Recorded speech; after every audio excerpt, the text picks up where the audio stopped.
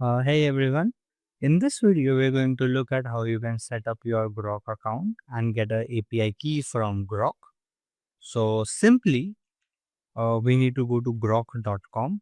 Now, do not get confused with the GROK Grok. This one is GROQ. So if you look carefully, it is GROQ. This is the Grok that we want to go to. Simply click on Start Building. It will prompt you to log in. I'm going to just simply continue with Google and I'm going to log in to the Grok. And once that's done, okay, so it's creating my organization and there you go, it's finished. So you can simply go to API keys. So you can go to the API keys on the top nav bar session.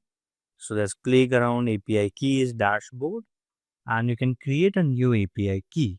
I'm going to name it AI agent session. Expiration, I'm going to set it as no expiration, but on a safer end, you should always have some expiration date to your API keys just so they are secured. And make sure you create a new API key before your previous one expires and submit.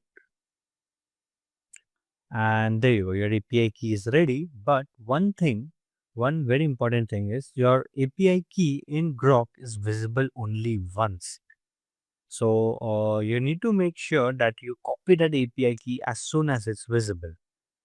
So once it's done over here, we'll have a quick look at it. Now, there you go. So your API key has been created. It will not display again. So you need to copy it immediately. Simply click on that copy button, spam it if you have to. Go to your notepad and paste your API key, Grok API key, and just paste it and you're ready for the Agentic AI session.